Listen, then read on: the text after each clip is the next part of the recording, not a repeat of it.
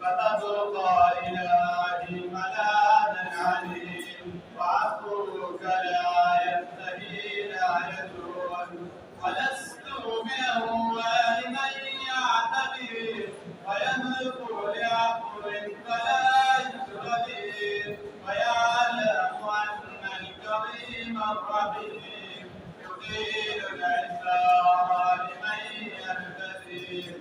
فهل لي نجاة وبدري ثقيل، وذلك ظني برب الجميل، رحيم العطاء مجيب الدعاء، يحب المنيب وينسي السبيل.